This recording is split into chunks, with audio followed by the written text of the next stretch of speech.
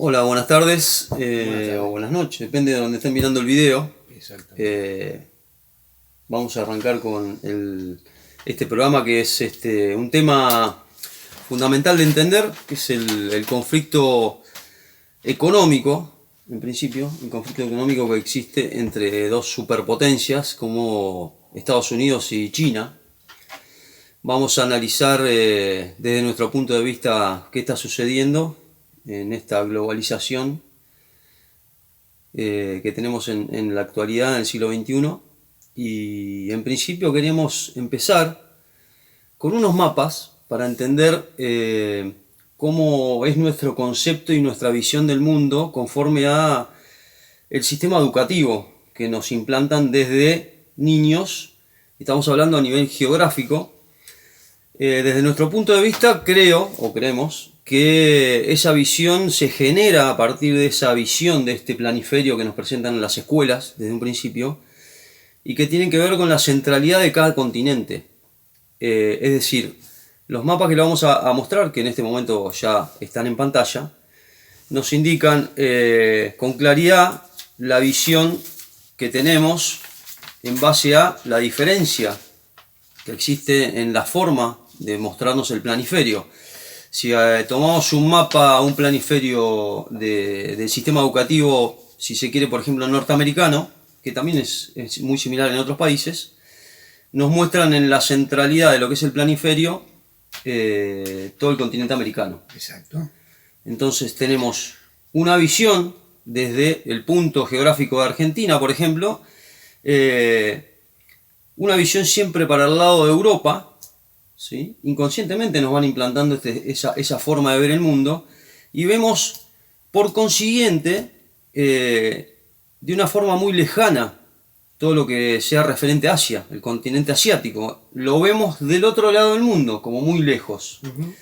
Si tomamos otro tipo de planiferio, por ejemplo, el que generalmente nos enseñan a nosotros en las escuelas, que no es el que toma la centralidad del continente americano en el planiferio, nos toman como centralidad Europa. Europa. Sí, sí. Entonces vemos en el centro del planiferio Europa, Y África. África. Pero en África porque no la pudieron correr. No la pudieron correr, exactamente. Está abajo de Europa y la tuvieron que dejar, La tuvieron que dejar ahí. la dejaron en el Entonces, medio. nos presentan la centralidad y ese es con el planiferio que nos enseñan a nosotros, ¿no? Claro, En las escuelas. claro, de esa manera da la impresión que China, por ejemplo, y todo lo que fuese Oriente o Extremo Oriente, Está más allá de Europa. estuviera pasando incluso del otro lado del África, cuando en realidad si nosotros hacemos una visión más del globo terráqueo, no de un planiferio, nos daríamos cuenta que por el Pacífico, por la cuenca del Pacífico, todo el continente asiático se encuentra mucho más próximo de lo que realmente pensamos. Bueno, ¿no? y ahí... ¿Cómo nos hacen pensar, mejor dicho? Exactamente. ¿no? Y Incluso en esos mapas que vos estás mencionando, basados en distintos tipos de proyecciones, porque imagínate que se lleva a una representación plana, Exacto. Algo que en realidad es esférico. Y eso además condiciona y hace que países como Argentina se vean más chiquitos que Europa, cuando prácticamente tienen el mismo tamaño que un continente, pero por la proyección vos los ves pequeños. Ese es el otro engaña pichanga, Claro, digamos, de mostrarnos claro. al continente sudamericano incluso casi parecido a lo que es Europa, Claro, cuando Europa es muchísimo más chiquito. más chiquito. Exactamente. Y el otro mapamundi, como le decíamos en una época del planiferio, el mapa del mundo nos muestra, conseguí el mapamundi que le enseñan en China, Ajá, que utilizan los chinos. que utilizan los chinos, y bueno, y ahí vemos cómo ellos muestran el mundo desde su centralidad. Tal cual. Entonces vemos toda la parte asiática central, en la parte central del planiferio, y hacia la derecha tenemos el continente americano. Entonces ahí nos damos cuenta que si miramos hacia atrás, no hacia Europa, está mucho más cerca China de lo que la percepción nos indica por ese tipo de planiferio que nos han presentado en nuestra forma de educarnos geográficamente, claro, ubicarnos geográficamente en el mundo. Si vos analizás esto, hasta resulta gracioso, porque con este mapa, que sí, seguramente en este momento o ya lo han puesto en pantalla, Sí, el tercer mapa. el tercer mapa, que es el mapa con la representación china, ¿no? Ustedes fíjense que al oriente estamos nosotros. O sea que somos los orientales hacia el este. Seríamos nosotros. Está América, está América. O sea que nosotros somos, para los chinos, los orientales somos nosotros. Claro, por eso Uruguay se llama la banda oriental. Y calculo que debe ser por eso.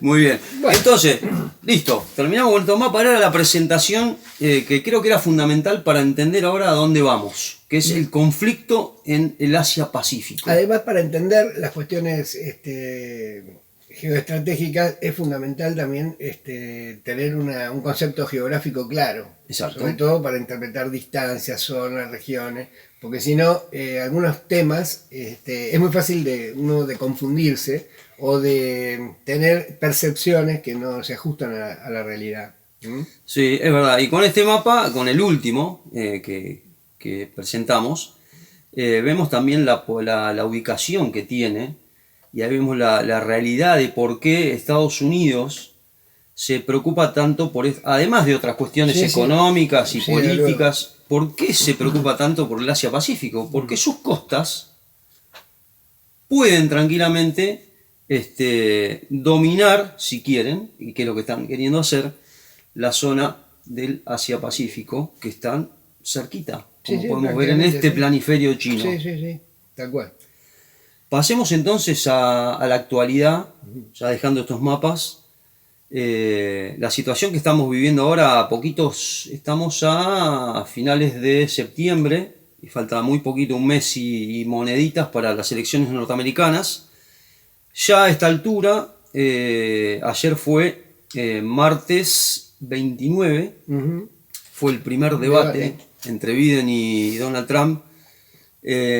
En todos los Twitter de muchos leí, los que estaban en inglés, le pedí un poquito de ayuda a mi compañera, y los que estaban en español hablaban de quién había tenido la victoria en este primer debate. Increíblemente todos estaban de acuerdo en quién tenía la victoria de este primer debate, y el que había salido victorioso había sido China. Ajá. O sea, ¿cómo? Dice, como si el debate era Biden no, pero dice que fue tal desastre ese debate, claro, que salió victorioso China de ese debate. sí. Pero bueno, las encuestas marcan igual, a diferencia de la semana pasada, que ya las elecciones las tiene ganadas Donald Trump. Ajá. O sea que de alguna manera algunas de las políticas exteriores van a continuar. Si bien Estados Unidos es bastante parejo con sus políticas exteriores y no realiza cambios drásticos, digamos que la impronta Trump se va a mantener. Sí, y además tenemos en cuenta la diferencia de este presidente, que no viene de ese grupo exclusivo que van formando en universidades privadas para que en algún momento pueda llegar a ser presidente de Estados Unidos. Donald Trump no pertenece a ese círculo. Viene de otra élite. Exactamente. De otra élite. Tiene más dinero, o igual cantidad de dinero que esa gente, pero una formación completamente distinta y un origen social también diferente. Exactamente. Y en este presente, donde el conflicto es capital productivo versus capital financiero, esa es la batalla que se está presentando. Y Estados Unidos el presidente Trump está conforme a este poquito tiempo que queda en las elecciones, que lo habíamos mencionado en el programa pasado, está llevando adelante acciones muy duras en contra de China, conforme a esto, ¿no? Conforme al panorama cercano de las elecciones. Veremos después. Claro, porque hay que ver a qué electorado se dirige Donald Trump. ¿Sabe a qué electorado se dirige? Donald Trump tiene la base del electorado de Donald Trump es la clase media blanca norteamericana. La clase media blanca norteamericana tiene una característica, en principio, que es una formación cultural bastante mediocre. Y una tendencia a la simplicidad, a simplificar muchísimo las cosas. Entonces, Donald Trump lo que hace es apelar a ese nacionalismo blanco, por decirlo de alguna forma, con discursos muy sencillos, muy emocionales más que racionales, y apelando, si se quiere, un poco a lo peor que tiene el pueblo norteamericano, que es el racismo, el conservadurismo en algunas cuestiones y demás. Entonces, lo que hace Donald Trump es un poco de sobreactuar el conflicto con China, esta guerra económica con China, sí, para exacerbar la xenofobia propia de esos sectores de la clase media norteamericana, es decir, que ven a cualquier extranjero como una amenaza, ¿no es cierto? Y en particular a los latinos y para seguir y los orientales, en este caso a los chinos, ¿no? Ellos ya por una cuestión de interacción que tiene el pueblo de Estados Unidos con las diferentes, con personas de raza asiática, pero que pertenecen a distintos países, tiene un nivel de discriminación bastante alto. Me refiero de discriminación positiva, no estoy hablando de xenofobia, estoy hablando de discriminación, de reconocer lo que es la diferencia entre un japonés, entre un coreano, un chino. Hace 40 años todos eran iguales, en Estados Unidos todos eran amarillos, ¿no es cierto?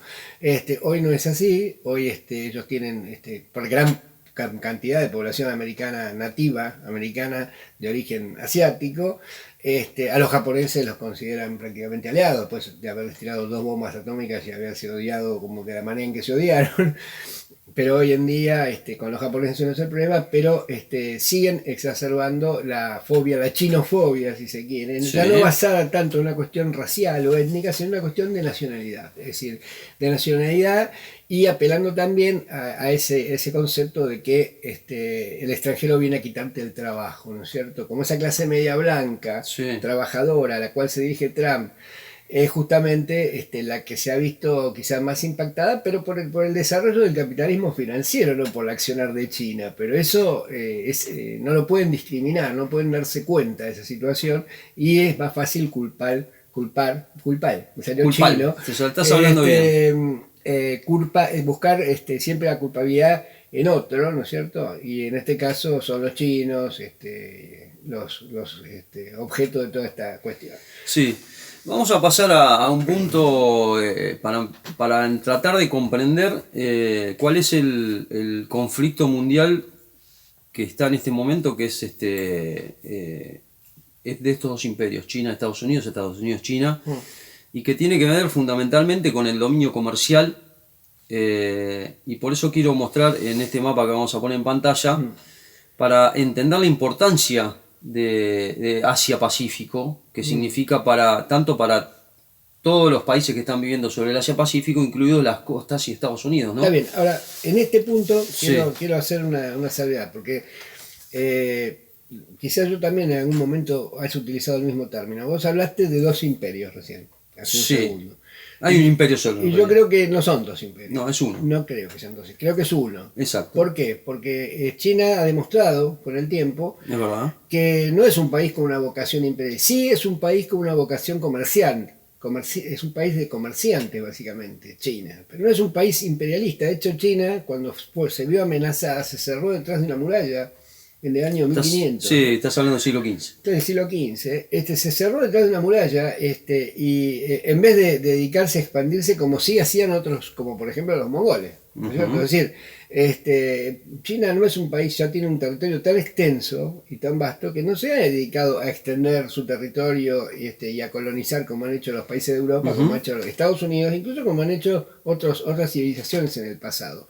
China no tiene esa historia, tiene una historia al contrario, de cerrarse sobre su frontera, o cuando las atraviesa a través del comercio. Es decir, China se relacionaba con Europa a partir de la Edad Media, la Edad Moderna, a partir del comercio, a partir de las rutas de la ruta de la seda, es decir, siempre a través del intercambio, nunca a través de la violencia. Entonces, no sé si llamarles es un imperio. Yo creo que se tratan de una potencia comercial. Vamos a corregir, vamos a decir, este conflicto de 2 potencias comerciales más importante que tiene hoy el mundo, que es China y Estados Unidos. Donde una tiene una vocación imperialista notable, que es Estados Unidos. Exactamente.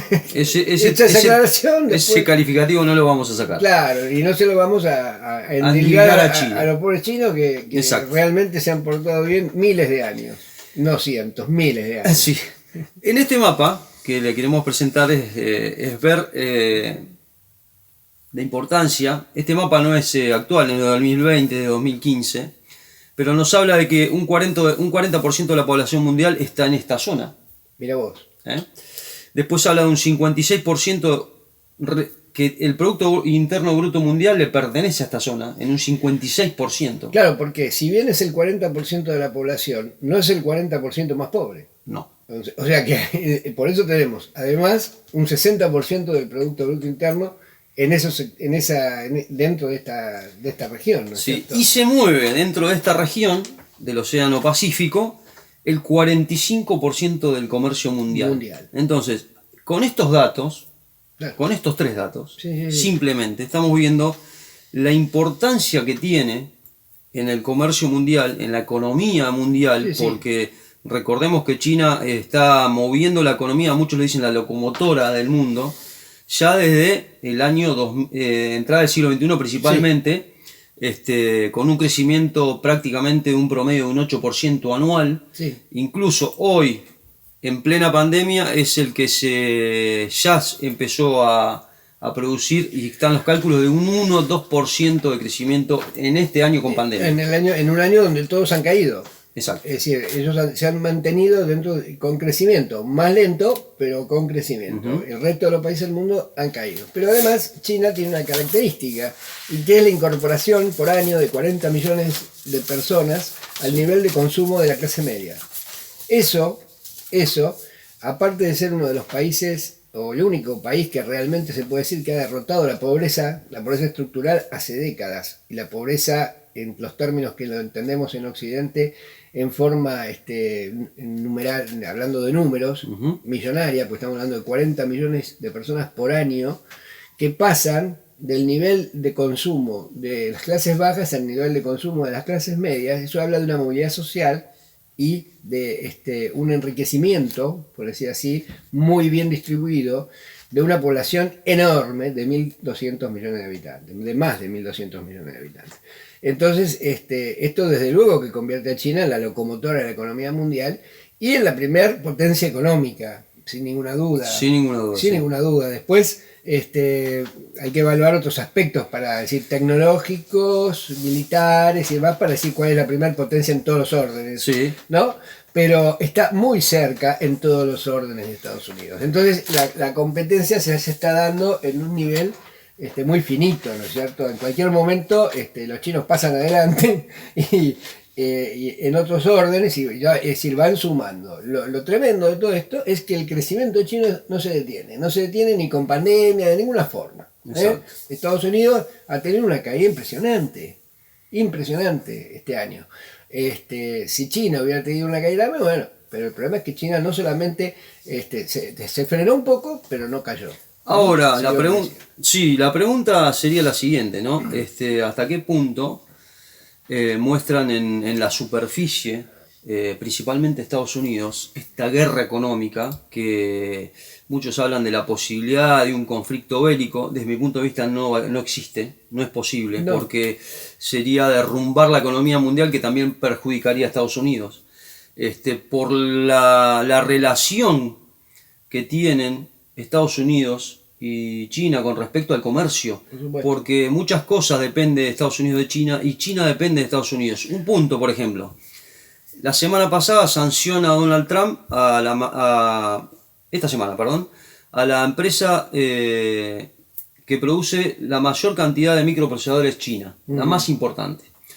¿De qué forma la sanciona? Le prohíbe a empresas norteamericanas que le vendan las materias primas, algunas de las materias primas que le vende Estados Unidos a esa empresa, críticas para desarrollar esos microprocesadores. Ahora, ahí quiero poner este punto para que se entienda que los dos países, uno dependen del otro. Sí, porque las empresas la empresa norteamericana no les hizo mucha gracia que les prohíban. Exactamente, claro. Ya estaban zapateando claro, porque el único que les compra es China.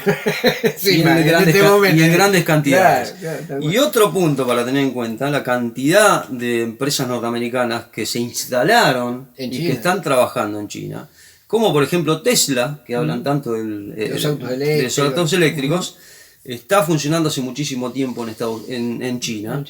Entonces, esta relación es imposible de romper. Si Estados Unidos quiere imponer una cuestión de mandamás y seguir siendo el dominador de la cuestión del comercio mundial, cuando informes internos del gobierno norteamericano indican que ya perdió esa batalla. Claro. Lo que está haciendo, vuelvo al principio, ¿no? Lo que está haciendo el presidente norteamericano es querer ganar las elecciones. En este momento es claramente la política exterior de Donald Trump está marcada por el tema de la batalla electoral. Exacto, y el punto clave que Y perdieron... creo que como los chinos lo saben, lo dejan pasar. Sí, totalmente. Sí, a nivel diplomático esa guerra existe, existen los medios, pero quería plantear este tema porque en los medios no se menciona esta cuestión de tanta relación que existe y que es imposible de romper, porque rompiendo a uno perjudica al otro. Exactamente, están demasiado interconectadas ambas economías como para plantear una ruptura en términos como los podíamos entender en otros siglos, en el siglo pasado, o guerras de ese tipo. Otra cuestión que también tiene que ver con el equilibrio de poder, equilibrio de poder militar que se produce en esta región. Hay que entender que el equilibrio militar siempre propende a la paz. Vos recién decías que no veías la posibilidad de un enfrentamiento. No, claro, desde mi punto de vista no. Pero de la misma manera que no existía la posibilidad de un enfrentamiento concreto entre la Unión Soviética y Estados Unidos, porque era un enfrentamiento del cual no iba a haber ganadores, porque el desastre iba a ser tan grande. Claro. Sí generar guerras muy cercanas a esa zona. Exactamente. Conflictos más pequeños. Claro, esos conflictos que vemos que se están dando. Exacto. En Yemen, por ejemplo. Normalmente se los definían, por lo menos hasta durante el siglo XX, como los famosos conflictos de baja intensidad. Esos conflictos de baja intensidad y no guerras totales que se daban en distintas regiones enrarecían, por supuesto, esos lugares, la situación política y económica y demás, y tenían distintas consecuencias. Exacto. No vamos a hablar de cada una de ellas, pero todas fueron afectando de una u otra manera a los principales actores. En este momento, la situación que nosotros percibimos a nivel global entre China con el despliegue de sus bases en su anillo del Pacífico y la proliferación o consolidación de otras bases y presencia norteamericana también en la región, a simple vista nos da un panorama de equilibrio muy grande desde el posicionamiento geoestratégico. Pero a su vez, el complejo militar industrial chino y el desarrollo en particular de algunos elementos como nuevos portaaviones de fabricación totalmente china, nos están también llevando, ¿no es cierto?, a un equilibrio militar en la región del Pacífico. Un equilibrio del poder militar. De manera tal que esto no hay que verlo como una escalada armamentista que puede conducir a un conflicto entre ambas potencias, porque en realidad simplemente se trata de tener más parejas las cosas y de poder controlar la zona en forma más efectiva y más pareja con los otros. No dejar que ninguno de los dos se convierta en el dueño de ese territorio. Mientras existan dos dueños, no va a haber un dueño único. Exacto. Voy a un punto esencial para que todos entendamos qué importancia tiene el generar tanto armamento, portaaviones, fragatas, submarinos. Todo lo que consideran estos países que tienen que tener para el dominio del Pacífico, en este caso, ¿por qué están buscando tener ese dominio territorial? ¿Por una cuestión pensando en una guerra o por otra cuestión que es proteger todas las rutas marítimas que utiliza, por ejemplo, en este caso China? Bueno, sobre eso quiero hablarte de un ejemplo clarito que te puedo dar, que hubiera sido inviable sin que China tuviera esta situación de poder militar actual. Y hubiera sido imposible que el petrolero iraní que llegó a Venezuela llegara.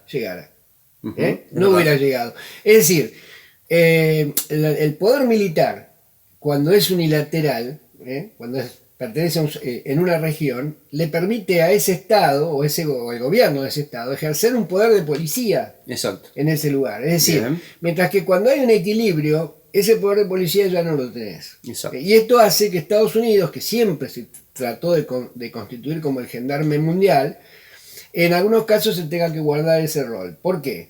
Porque en el caso de intervenir directamente, cosa que hacen cuando no tiene nadie, no hay contrapeso, lo hacen, no lo han podido hacer. Es decir, algunos incluso llegaron, he leído por allí, decir que los tanqueros iraníes contaban con un sistema stealth de ocultamiento de los radares que había hecho imposible. Bueno, si hay algo que es fácil de seguir, es un tanquero. Es decir, porque primero porque los sistemas de navegación, con cualquier computadora doméstica ingresa en algunos programas que hay, tiene el posicionamiento de cualquier barco en navegación en el mundo.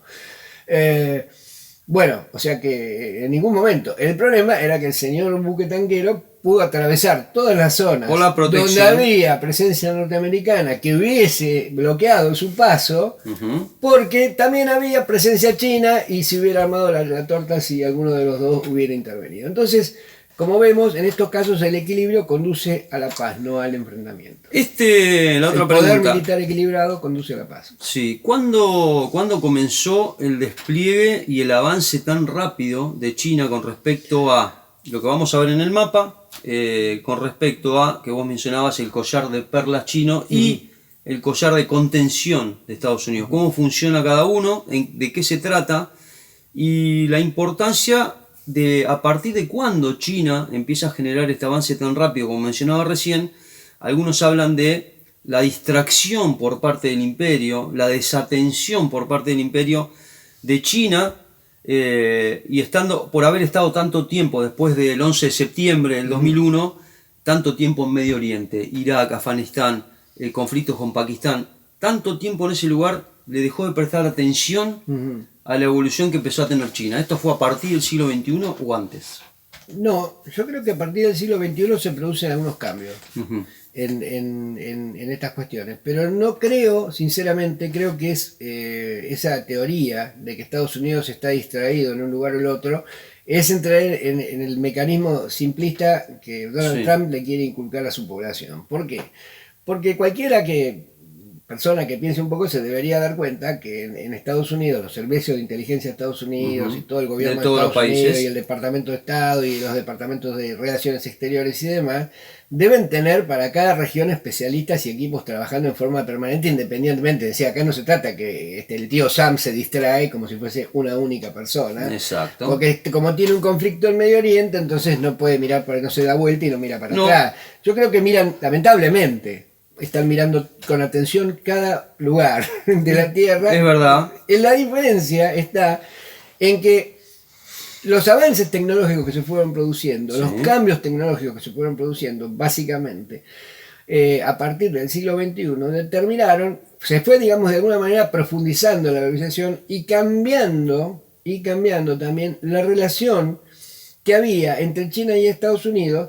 Pero desde el punto de vista industrial y comercial, el avance tecnológico que se estaba dando en algunas áreas en China y que permitía que China se vaya de alguna manera despegando de la dependencia, mientras Estados Unidos consideraba que China podía ser su fábrica o su taller, mandaba las tecnologías de Estados Unidos y los trabajadores chinos trabajaban en China y lo hacían a un costo más eficiente y mejor para las empresas y nadie le preocupaba. El problema es que en algún momento los chinos empezaron a desarrollar su propia tecnología y mientras esta tecnología no fue competitiva, no hubo un mayor problema. El problema es que esa tecnología se estaba tornando competitiva. En algunos casos muy competitiva. Entonces eso hace que empiecen las tensiones y empiecen los intereses a cambiar. Al cambiar la importancia, digamos, al cambiar la importancia y el lugar de esos intereses, ha hecho que quizá hoy Estados Unidos le dedique lo que parece ser mayor atención a este conflicto. Yo creo que no es que mayor atención, sino que a partir del siglo XXI, podemos decirlo, China se le fue configurando como un problema que hasta fines del siglo pasado no lo era. Entonces van tomando de hecho, el otro día estuve leyendo algunos informes que había del Pentágono y demás, de gente hoy muy indignada porque hace 20 años venía diciendo esto y no daban bola. Bueno, era como que las prioridades eran otras. Ahí vas con el punto de la desatención por parte del imperio. Claro. No a nivel de que no sabía. Sino que sabía que estaba sucediendo, no era pero prioridad. Incluso presiones de la industria militar e industrial norteamericana le exigía que siguiera estando presente en la zona de Irak, Afganistán, esa zona. Exactamente, también. Como su prioridad, como decías vos recién, esa es a la desatención que mencionaba, ¿no? Bueno, dejar de lado aquello porque los intereses me mandaban estar acá. Sí. Incluso las corporaciones militares que obviamente que tenían ese conflicto caliente de Medio Oriente y de Irak y de Irán, y toda esa situación que se da, Exacto. era el principal motivo para que las Fuerzas Armadas norteamericanas se vayan equipando y ellos seguir vendiendo sus cosas, eso de luego, y que Sí. esas presiones existían. Pero es como que ahora se dieron cuenta que competir con China puede ser mejor todavía, porque van a tener que comprar muchas más cosas, van Sí. a tener que hacer mucho más barco y todo que para enfrentarse a Irán. Estamos viendo en el mapa en distintos colores, y los que están con estrellitas, está la bandera china y las estrellitas, ¿no? Ahí vemos Sí. el collar de perlas chino, donde principalmente queremos enfocar en la base militar del 2017 que instaló China en Djibouti, en África, en el Cuerno de En el África, Cuerno de África. donde ahí va a tener el control de lo que accede para llegar al Mediterráneo. Exactamente. Queda muy claro. Y en ese collar de perlas, Es la salida, discúlpame, Es la es la salida del Mar Rojo. exactamente, Es el Mar la- Rojo hacia el Mediterráneo. Es decir, la base está en la salida del Mar Rojo hacia el El- Océano Índico. Exactamente. Hacia el Océano Índico. Ujú, está clarito ahí. Ustedes lo van a ver claramente en el mapa, el Cuerno de África, Ujú. y ahí está la base china, justamente a partir del año 17. 2017, ¿no? Ujú. Entonces vemos cómo desplegó no solamente bases militares, sino bases donde los barcos pueden abastecerse. Sí, bases logísticas. Bases logísticas. El El mapa es material claro. va a estar, El el material material. sí es claro, y lo que estábamos diciendo recién es cómo se ve claramente con estas bases que ha instalado China, cómo rodea prácticamente Sí. a lo que es la India, ¿no? Ujú. No para controlarla, sino para tener ellos el control de toda la zona donde es la ruta marítima para llevar sus productos. Básicamente, vos fíjate el corredor de Pakistán. Exacto. ¿No es cierto? El corredor de Pakistán. Ahora vos fíjate cómo permanentemente entre la India y Pakistán, justamente aquí tenemos un corredor que corresponde a China, digamos, y cómo permanentemente la frontera entre Pakistán es una de las fronteras más calientes del planeta. Sí. Es decir, donde vos veas que hay algún punto de esta ruta comercial, vas a ver cómo hay algún conflicto que ha sido fogoneado, indudablemente, porque si no tienen una mala suerte para elegir caminos tremendos los chinos. Sí, no. Cada camino que eligen hay un espión en ese lugar. O sea, evidentemente se van generando, también alguien los está generando. Exacto, los conflictos los generan, exactamente. Un punto para ir cerrando el programa de hoy es el que existe en el mar meridional de la China, o en el mar de la China en su conjunto, en la plataforma marina. ¿Qué existe ahí que le interesa tanto a Estados Unidos, además del comercio, además del conflicto que tiene con China de ser el mayor controlar el comercio mundial y además ser la maquinaria del mundo que quiere ser Estados Unidos, pero ya lo perdió eso? Y lo segundo más importante es la energía. La energía que todo el mundo quiere controlar, y algunos no quieren controlar, sino que quieren tenerla para un futuro de escasez. En el mar de la China existen yacimientos de petróleo y de gas. El petróleo consiste para tener una idea de qué estamos hablando, las reservas son del 80% de las reservas que tiene Arabia Saudita. Arabia Saudita. O sea, estamos hablando de otro punto donde está el resto del petróleo de la humanidad, por decirlo. Y los yacimientos de gas que existen en esa zona, en el mar de China, triplican de lejos y por mucho las reservas de gas que tiene Estados Unidos. Claro, bueno, un tema Entonces, tremendo. central. Central, muy central. Por si alguien tiene alguna duda de cómo reacciona Estados Unidos ante estas cuestiones claramente de recursos naturales y de disponibilidad futura de energía, baste recordar que ni bien Brasil en la época de Lula descubrió en la cuenca del Atlántico Sur, en las costas del Atlántico Sur del Brasil, las costas brasileras, una cuenca petrolífera de proporciones enorme, importantes, posiblemente igual o mayor incluso que la Patagonia Argentina, incluyendo nuestro mar territorial, es decir, donde había ingentes recursos de petróleo y de la calidad que tanto anhela Estados Unidos, del tipo que existe en Venezuela. Estados Unidos reactivó la cuarta flota. Es decir, una flota que tenía desde el fin de la guerra de Corea desactivada. que era la flota y el Comando Sur. Es decir, reactivó una parte, es decir, creó un cuerpo de submarina de guerra, nada más que para patrullar. Sí, y se activó en la época del Premio Nobel de la Paz de Barack Obama. Claro, ¿no? sí, porque le daban premio Nobel. No, Sí. esto creo que sí, bueno, sí, estaba Obama. Le daban, bueno, a los Por eso le dieron republicanos premio Nobel de la Paz cuando inician guerra.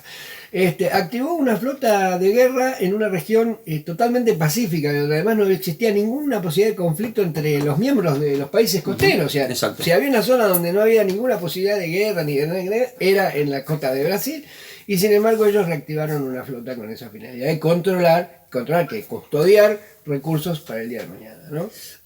Bueno, terminamos el programa de hoy. Le pedimos que si le gustó, como suelen decir en YouTube, le dé la manito. Le vamos a poner algunos datos abajo. Aquí le vamos a dejar algunos datos sobre este libro, que le ponemos en pantalla para que aquellos que estén interesados en entender un poquito más qué es China.